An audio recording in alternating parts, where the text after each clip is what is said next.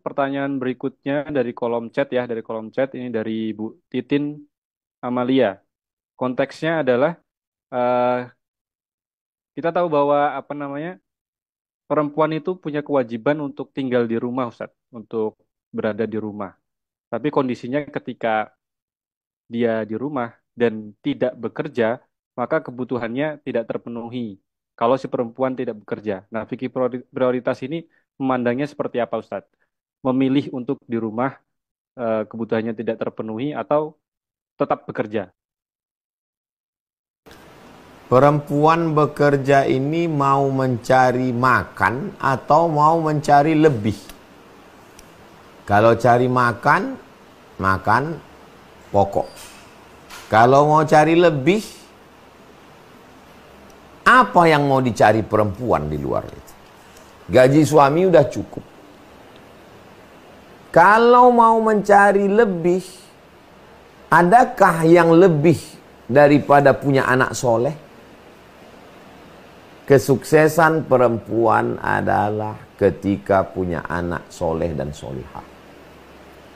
Profesor, doktor, LCMA, PhD, jenderal, dokter spesialis, tidak ada apa-apanya ketika anak jadi pecandu narkoba, pezina, LGBT. Gara-gara apa? Gara-gara tidak mendapatkan pendidikan.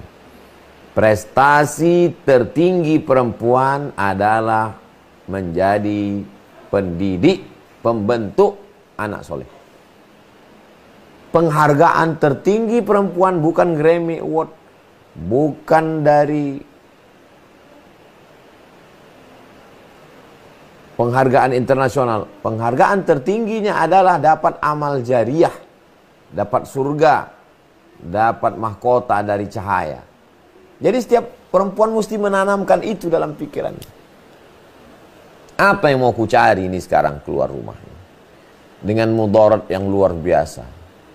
Berangkat jam 7 pagi, masuk jam 8, keluar jam 4, macet sampai rumah jam 6, sholat bertinggalan.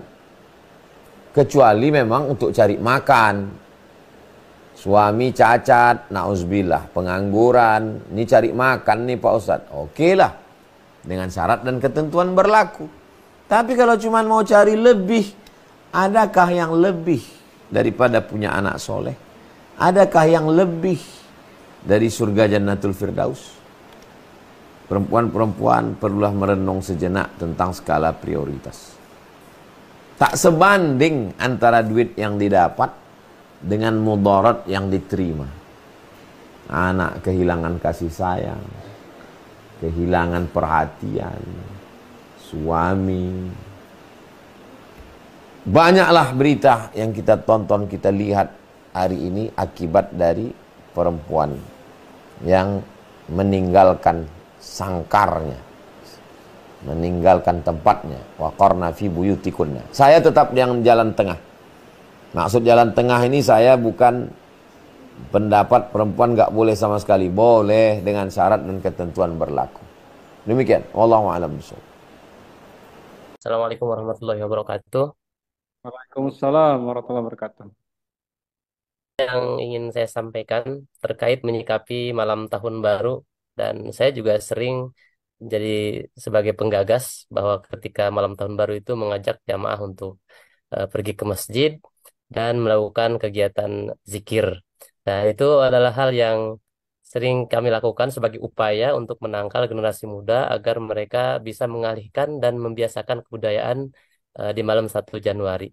Tapi hal itulah yang muncul kekhawatiran begitu bahwa ada persepsi bahwa kesan malam baru itu, malam tahun baru 1 Januari itu dijadikan sebagai budaya yang menyamakan begitu antara kegiatan zikir dengan kegiatan satu malam tahun baru itu gitu Pak Ustadz. Jadi yang ingin saya tanyakan, persepsi ini apakah baik atau memang kurang tepat begitu ketika kita mengadakan kegiatan sebuah yang positif tetapi di malam yang memang sedang digembur-gemburkan sebagai kegiatan malam tahun baruan. Terima kasih, itu saja. Assalamualaikum warahmatullahi wabarakatuh. Waalaikumsalam. Waalaikumsalam warahmatullahi wabarakatuh.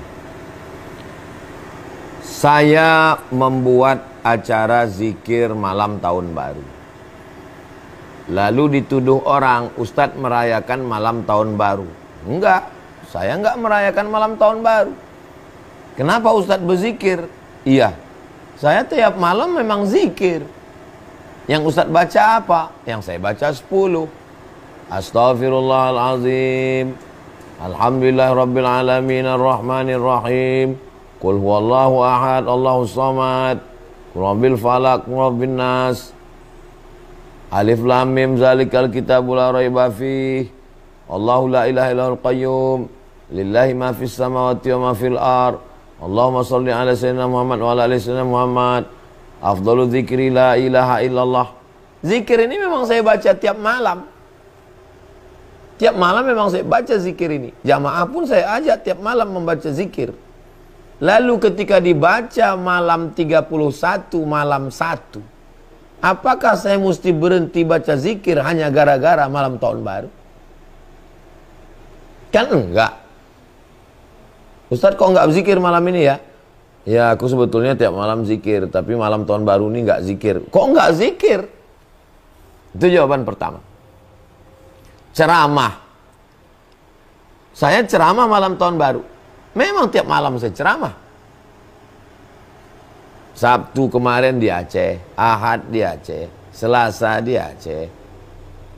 Ini tadi baru sampai nih sore ini. Malam ini sekarang kita online. Besok subuh di Jalan Kamboja, baca Riyadhus Shalihin. Memang saya tiap malam tausiah. Mana ada kosong? Apakah karena malam tahun baru lalu dikosongkan? Itu jawaban yang pertama. Bahwa ini memang rutin. Bukan karena malam tahun baru. Jawaban yang kedua. Daripada anak-anak muda ini nongkrong-nongkrong, ngebut-ngebut, sedikit lagi terjerumus dia dalam keharaman. Bonceng-bonceng, maksiat. Berapa banyak hotel-hotel dipakai cuman 2 jam malam tahun baru. Hotel kelas melati. Itu ada surveinya. Hotel-hotel di kota-kota dipakai hanya 2 jam untuk buat maksiat dosa. Malam Valentine, malam ditambah lagi Halloween, April Mop, tahun baru. Jadi untuk mengalihkan itu, kalau sanggup sudah ngaji semua, orang di rumah aja nggak keluar, tapi berapa orang yang sanggup? Itu jawabannya. Tapi letih juga kita jawab Pak Ustadz. Ya selama orang nggak letih nanya, ya kita nggak letih juga jawab. Orang nggak capek nanya, ya kita nggak capek juga jawab. Terus saja jawab. Demikian Bang Alfi. Wallahu a'lam bishawab.